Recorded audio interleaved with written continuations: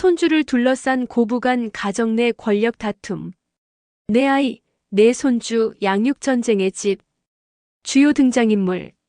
1. 시어머니 박정옥 68세. 2.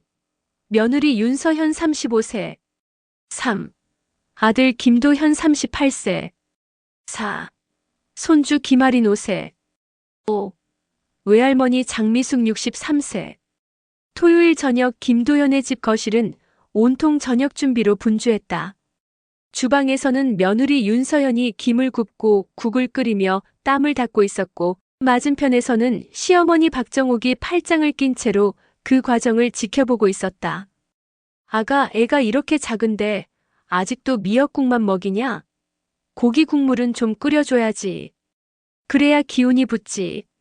정옥의 목소리는 무심하게 흘러나왔지만 그 속엔 명령조의 단단한 어조가 배어 있었다. 서연은 억지 미소를 지으며 국자를 내려놓았다. 어머니, 요즘은 의사들도 기름진 국물보다 미역이나 채소 위주가 좋다고 하시잖아요. 아직 5살이라 소화도 예민하고요. 의사 내가 애 셋을 키워봤어. 다 밥 잘 먹고 건강하게 컸다니까. 요즘 엄마들은 너무 유별이라니까. 애가 밥맛 떨어지겠다. 정옥은 혀를 차며 밥그릇을 쾅 내려놓았다. 그 순간 옆에서 놀고 있던 손주 아린이가 눈을 동그랗게 뜨며 엄마와 할머니를 번갈아 바라봤다. 엄마, 나 밥 안 먹어도 돼? 작은 목소리였지만 방 안 공기는 한순간 얼어붙었다. 밥상이 차려진 후에도 갈등은 이어졌다. 정옥은 고깃국 한 그릇을 억지로 떠서 할인 앞에 밀어놓았다. 얘야, 이거 먹어야 머리가 좋아져. 할머니 말 들어야지. 그러자 서연이 젓가락을 붙잡았다. 어머니, 그렇게 강요하시면 아이가 더 싫어해요. 자기가 먹고 싶은 걸 스스로 선택하게 하는 게 좋아요. 정옥은 눈썹을 치켜세우며 목소리를 높였다. 애가 뭘 알아? 애는 어른이 시키는 대로 해야지. 내가 너무 풀어 키우니까 버릇이 없어지는 거야. 어머니, 이건 교육이 아니라 강압이에요. 서연의 목소리도 점점 단단해졌다. 옆에서 상황을 지켜보던 도연은 숟가락을 내려놓으며 중얼거렸다. 그만 좀 해요. 밥 먹는데 왜 또 싸워요? 하지만 그의 무심한 한마디는 불에 기름을 붓는 꼴이었다. 정옥은 아들을 향해 날카롭게 쏘아붙였다. 너는 내 아내 편만 드는 거냐? 내가 손주를 생각해서 하는 말도 못하냐? 서연은 울컥하며 젓가락을 내려놓았다. 저도 제 아이를 생각하는 겁니다. 엄마로서 제가 책임져야 할 문제예요. 어머니가 자꾸 끼어들면 저 더 이상 참기 힘들어요. 하리는 젓가락을 만지작거리다 결국 밥을 밀어내며 울음을 터뜨렸다. 싫어. 나 밥 안 먹을래. 거실 가득 울음소리가 퍼졌다. 식탁 위에는 차려진 음식이 그대로 식어가고 있었고 세 사람의 시선은 서로를 향한 분노와 억울함으로 얽혀 있었다. 그날의 밥상머리는 단순한 식사가 아니었다. 양육 방식을 둘러싼 앞으로도 계속될 전쟁의 시작이었다. 일요일 오후 집안은 고요했지만 언제 터질지 모르는 긴장감이 감돌았다. 하린이는 블록을 맞추다 금세 졸린 듯 눈을 비볐다. 엄마, 나 졸려. 작은 목소리에 서연은 미소를 지으며 아이를 안아 올렸다. 그래, 우리 하린이 이제 낮잠 자자. 방에 가서 불 끄고 잘까? 그 순간 안방 문이 덜컥 열리더니 정옥이 나왔다. 벌써 낮잠? 아직 3시도 안 됐어. 너무 일찍 재우면 밤에 또 안 잔다니까. 서연은 잠시 멈칫했다. 어머니, 어제도 늦게 자서 아침에 힘들어했어요. 지금 피곤해 보이잖아요. 정옥은 손을 허리에 얹고 고개를 저었다. 애는 놀아야 커. 조금 피곤해도 버티게 해야 밤에 푹 자는 거야. 내가 셋 다 그렇게 키웠어. 하리는 품 안에서 칭얼거리며 엄마 목에 얼굴을 파묻었다. 엄마, 자고 싶어. 그 애잔한 목소리에 서연의 마음이 덜컥 내려앉았다. 오세요, 어머니. 억지로 깨우면 더 힘들어요. 서연이 방으로 들어가려는 순간 정옥은 팔을 뻗어 막아섰다. 안 된다니까. 내가 너무 약하게 키워.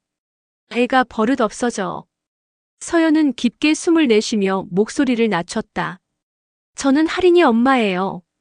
하린이가 원하는 걸 존중하고 싶어요. 제 방식대로 하게 해주세요. 엄마, 나도 애 셋을 키운 엄마야. 내가 뭐 얼마나 안다고 내 방식을 무시하니? 정욱의 목소리는 더 커졌다. 그 소리에 거실에서 신문을 보던 도현이 얼굴을 찡그리며 끼어들었다. 또 시작이네. 그냥 애자게 두세요. 나도 피곤하니까 조용히 좀 합시다. 하지만 정욱은 아들의 말에 발끈했다. 너는 도대체 누구 편이야? 내가 틀렸단 말이야? 내가 너도 이렇게 키웠어. 서연은 도연을 흘끗 쳐다봤다. 왜 항상 중간에서 피하려고만 하지? 나랑 같이 서주진 않아. 서연의 눈가가 벌겋게 달아올랐다. 저는 제가 낳은 아이를 제가 책임지고 키우고 싶을 뿐이에요. 제 방식이 틀렸다고만 하지 마세요. 하리는 그 사이 잠이 쏟아져 결국 울음을 터뜨렸다. 엄마 품에서 으앙하고 울자 정옥은 또 혀를 찼다. 봐라, 울잖아. 내 방식이 틀린 거야. 내가 할머니라서 하는 말이야. 서연은 꾹 참으며 아이를 안고 방으로 들어갔다. 문을 닫는 순간 눈물이 쏟아질 것 같았지만 애를 토닥이며 꾹 삼켰다. 방 밖에서는 정옥의 불만 가득한 목소리가 여전히 흘러나왔다. 아유, 저러니 내가 눈 뜨고 못 보지. 그날 낮잠 하나를 두고 벌어진 갈등은 단순한 말싸움이 아니었다. 서로의 양육 철학이 충돌하는 전쟁의 두 번째 전선이었고 누구도 물러설 기미는 보이지 않았다. 평일 저녁 하린이는 유치원에서 돌아오자마자 색연필을 꺼내 그림을 그리고 있었다. 엄마, 나 공룡 그릴래. 천진한 목소리에 서연은 미소를 지으며 옆에 앉았다. 좋지, 오늘은 마음껏 그리고 놀자. 그때 현관문이 덜컥 열리며 정옥이 들어왔다. 손에는 과일 바구니와 작은 학습지가 한 뭉치 들려 있었다. 얘야, 할머니 왔다. 어이구, 그림은 나중에 해도 되지. 공부부터 해야지. 정욱은 그림 도화지를 쓱 치우고 학습지를 할인 앞에 탁 펼쳤다. 1부터 10까지 쓰는 거야. 할머니랑 같이 해보자. 할인은 당황한 얼굴로 엄마를 올려다봤다. 엄마, 나 그림 그리고 싶어. 서연은 아이의 머리를 쓰다듬으며 조심스레 말했다. 어머니, 아직 유치원생이에요. 공부보다는 자유롭게 놀면서 창의력을 키우는 게 좋아요. 하지만 정욱은 콧방귀를 뀌었다. 놀면서 크면 뭐가 돼? 요즘 애들은 다 일찍 시작한다더라. 옆집 손주도 벌써 영어 학원 다닌다던데. 어머니, 하린이는 아직 어리잖아요. 지금은 학원보다 놀이가 더 필요해요. 정욱은 팔짱을 끼며 목소리를 높였다. 내가 애를 너무 나약하게 키워. 기초를 지금 다져야 나중에 공부도 잘하지. 하린은 점점 울상이 되었다. 엄마, 나 공부 싫어. 그림 그리고 싶어. 정욱은 손자의 손을 잡아 억지로 연필을 쥐어주려 했다. 싫어도 해야 해. 할머니 말 들어. 이게 다 너 잘 되라고 하는 거야. 순간 서연은 의자에서 벌떡 일어나 아이의 손을 감싸며 정욱의 손길을 막았다. 어머니, 제발 아이를 강제로 몰아붙이지 마세요. 아이가 싫어하는 걸 억지로 시키면 더 반발심만 커져요. 정욱은 눈을 치켜세우며 서연을 노려봤다. 내가 손주한테 해주는 게 뭐가 잘못됐다고 그러니? 내가 그렇게 하니까 애가 버릇이 없는 거야. 거실에 있던 도현이 결국 중재에 나섰다. 엄마, 제발 좀 그냥 두세요. 아직 어린애예요. 놀고 싶다잖아요. 정욱은 아들을 향해 목소리를 높였다. 너는 아비로서 책임감이 없어. 애가 지금부터 배우지 않으면 나중에 뒤처져. 내가 키워봐서 아는 거야. 서연은 속으로 깊은 한숨을 삼켰다. 또 시작이네. 아무리 말해도 안 통하는구나. 하리는 눈물이 맺힌 채 엄마 품에 안겼다. 엄마, 공부 안 하고 싶어. 나 그냥 놀면 안 돼? 서연은 아이의 등을 토닥이며 속삭였다. 괜찮아, 내가 하고 싶은 대로 해. 엄마가 지켜줄게. 그러나 정옥의 차가운 시선은 그들을 향해 오래 머물렀다. 그 눈빛 속엔 억울함과 분노, 그리고 내가 옳다는 확신이 섞여 있었다. 그날 저녁 놀이냐 공부냐를 둘러싼 갈등은 집안을 또다시 전쟁터로 만들었다. 식탁 위의 학습지와 바닥에 굴러다니는 크레파스는 그날 선 대립을 그대로 보여주는 상징처럼 남아 있었다.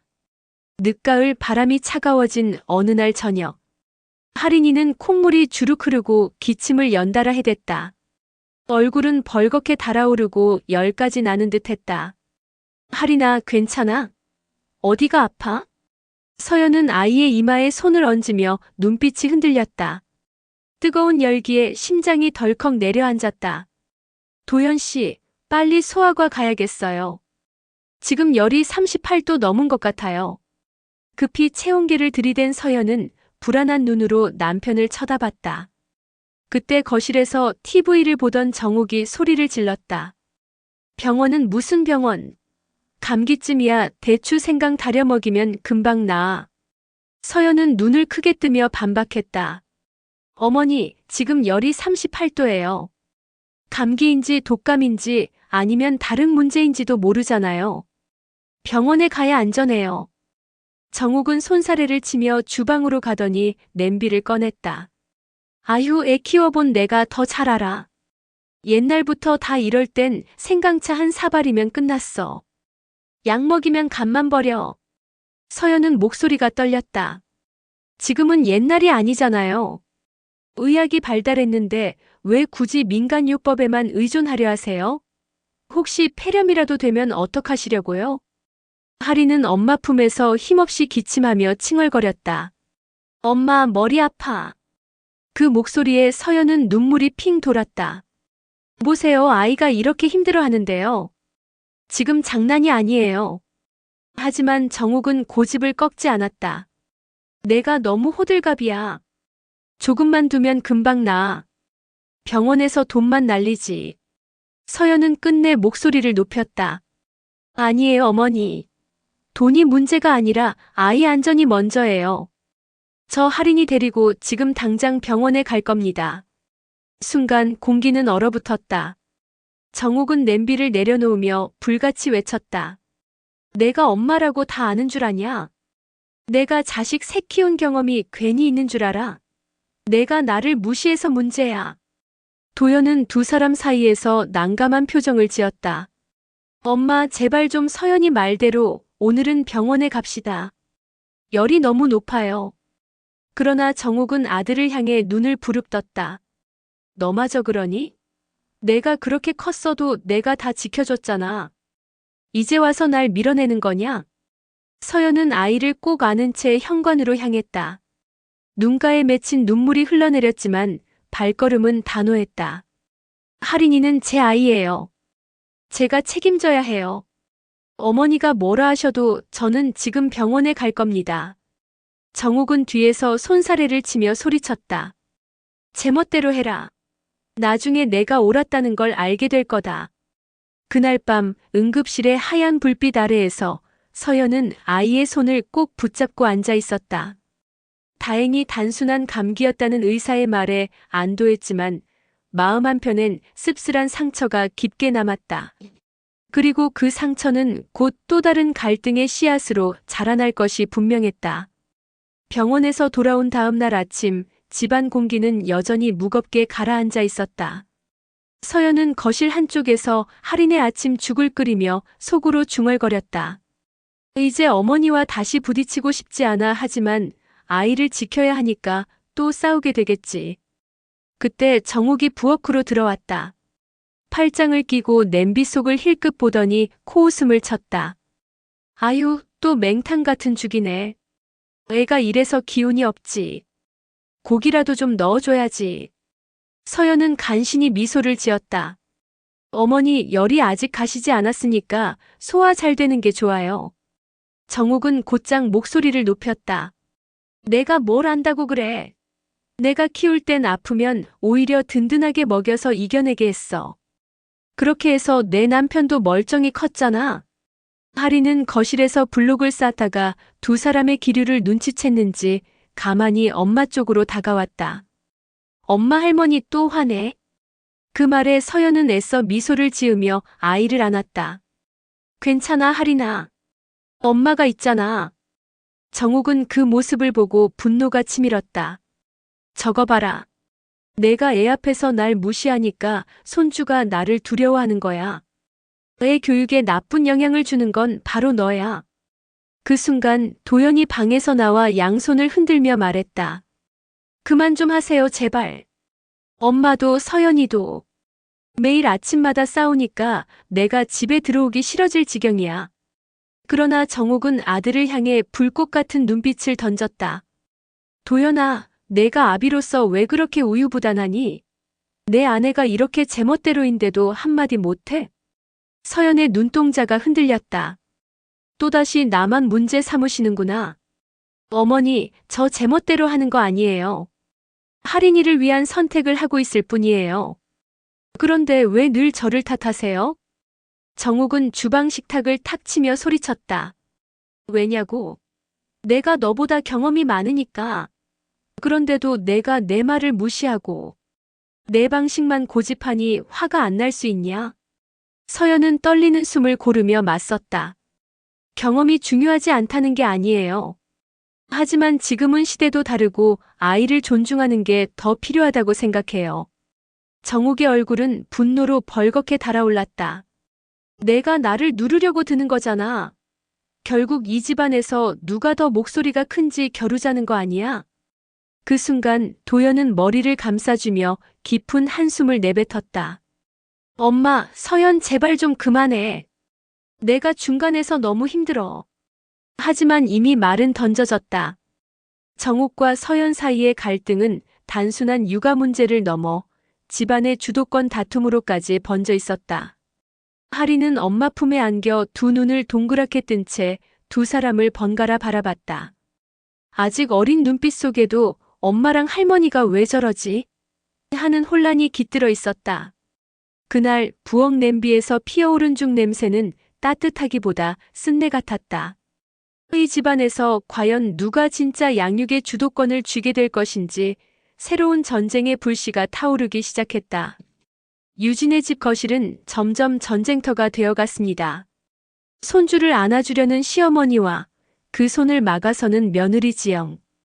옆에서 갈피를 못 잡는 남편 민호. 작은 울음소리로 시작된 아이의 보채는 결국 집안의 모든 갈등을 증폭시키는 신호탄이 되었습니다. 이 집은 도대체 누가 주인입니까?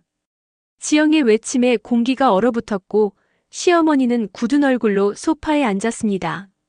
내가 괜히 너희 아이 위해 주는 줄 알아? 내 손주 내가 보겠다는데 왜 막아서는 거야? 민호는 고개를 감싸주며 중재하려 했지만 두 사람의 기세 앞에서는 무력했습니다. 결국 친정 어머니까지 불려와 며느리 편에 서게 되었고 상황은 더 악화되었습니다. 가정부마저 중립을 지키지 못하고 어느 쪽에 서느냐에 따라 눈치를 보는 형국이 되었습니다. 그날 밤 유진의 집은 마치 전선처럼 두 갈래로 갈라졌습니다. 한쪽에는 아이의 건강과 교육을 위해 모든 걸 직접 챙기겠다는 지영과 그녀의 친정어머니, 다른 쪽에는 가문의 권위를 지키고 손주 양육에 당당히 개입하겠다는 시어머니. 민호는 벽에 걸린 결혼 사진을 바라보며 생각했습니다. 가정을 지킨다는 게 이렇게 어려운 일이었나? 그러나 이 싸움은 이제 시작에 불과했습니다. 아이를 둘러싼 양육권, 재산 문제, 집안의 주도권까지. 앞으로 더 큰 파도가 기다리고 있음을 누구도 부정할 수 없었습니다. 유진의 집안 전쟁은 결국 가정의 울타리를 넘어서 법의 그림자 속으로 들어가고 있었습니다. 시어머니는 아들 민호에게 직접 말했습니다. 민호야, 이러다간 우리 집안이 지영이한테 완전히 휘둘리겠다. 변호사 한번 만나봐라. 손주 양육은 며느리 마음대로만 두면 안 돼. 민호는 머리를 저었지만 이미 시어머니는 혼자서 움직이고 있었습니다. 며칠 뒤 집으로 한 통의 등기 우편이 도착했습니다. 봉투에는 가정법률사무소라는 글자가 선명히 찍혀 있었고 그 순간 지영은 손끝이 떨렸습니다. 어머니 이걸 보냈어요? 지영의 목소리는 떨리고 있었지만 눈빛만은 매서웠습니다. 시어머니는 눈을 피하지 않고 맞받아쳤습니다. 그래. 이제는 말로 안 되니까 법으로 가자. 내가 내 아이, 내 손주를 지켜낼 거다. 지영은 곧장 친정 어머니에게 전화를 걸었습니다. 엄마, 어머니가 변호사까지 찾았대요. 저도 가만히 있을 수 없어요. 친정 어머니는 곧바로 그녀를 데리고 아는 여성 전문 변호사를 찾아갔습니다. 그날 상담실에서 변호사는 단호히 말했습니다. 아이의 친권과 양육권은 기본적으로 부모에게 있습니다. 시어머니 쪽에서 법적 효력을 가지려면 아주 특별한 사유가 있어야 해요. 하지만 재산이나 주거 문제로 압박이 들어올 수 있습니다. 대비하세요.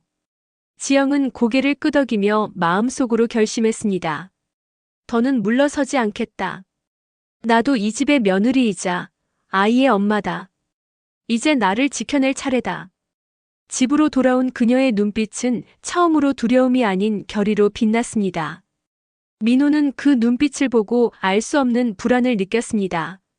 이제는 단순한 고부 갈등이 아니라 가정을 지키기 위한 전면전이 시작되고 있었기 때문이었습니다. 집안의 긴장은 이제 변호사들이 참여하면서 한층 더 치열해졌다. 아침 지영과 친정 어머니는 상담 후 돌아와 서류를 펼쳐놓았다. 아이 양육권 관련 서류야. 여기 증거와 진술서가 필요해요. 지영은 한숨을 내쉬며 이게 우리 집안에서 벌어질 일이라고는 상상도 못했어요.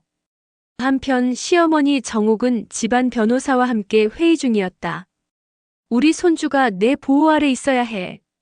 며느리가 마음대로 하면 안 돼요. 재산도 아이를 위해 관리해야 하고. 변호사는 자료를 펼치며 냉정하게 말했다.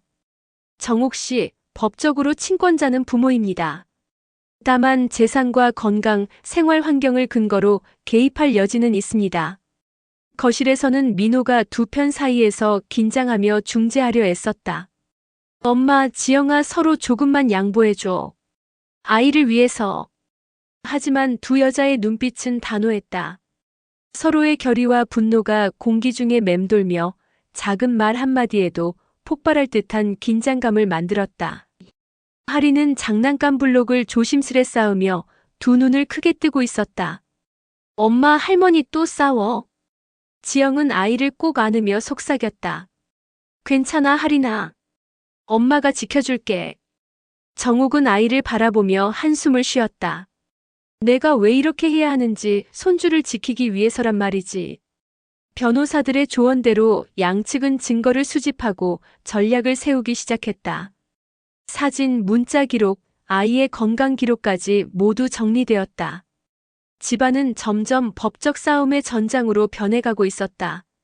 민호는 벽에 걸린 가족 사진을 바라보며 속으로 말했다. 이런 일이 생길 줄은 몰랐는데 이제 우리 집은 법과 감정이 뒤엉킨 전쟁터가 되어버렸구나. 밤이 깊어갈수록 서로를 향한 불신과 경계는 점점 짙어졌다. 아이를 중심으로 시작된 갈등이 이제는 집안 전체의 권력과 감정의 전쟁으로 번지고 있었다. 할인의 양육권 문제는 법원으로 넘어가면서 집안의 갈등은 극에 달했다. 지영과 친정어머니, 시어머니 정옥, 민호 양측 변호사가 한자리에 모여 증인 신문과 자료 검토가 이어졌다. 정옥은 손주의 안전과 성장이라는 명분으로 개입을 주장했지만 지영 측 변호사는 과도한 개입이 아이에게 스트레스를 준다는 자료를 제시했다. 할인은 두 사람 사이에서 불안해했고 지영은 아이를 꼭 안으며 보호하겠다는 결심을 굳혔다. 민호는 중재하려 애썼지만 법적 공방과 감정 싸움 속에서 속수무책이었다. 결국 판사는 양육권은 부모에게, 시어머니의 개입은 제한적으로 허용한다는 결정을 내렸다. 정옥은 마음대로 할 수 없다는 현실을 받아들이며 지영과 협력하기로 마음을 고쳤고 지영은 시어머니의 마음과 한계를 이해하며 아이를 지키겠다는 결심을 확고히 했다. 민호는 가족의 치유를 다짐했고 하리는 엄마와 할머니 사이에서 서서히 평화를 배워갔다. 결국 아이 중심의 선택과 서로에 대한 이해가 집안의 새로운 질서를 만들었고 완전한 갈등 해소는 아니었지만 조심스럽지만 단단한 평화가 찾아왔다.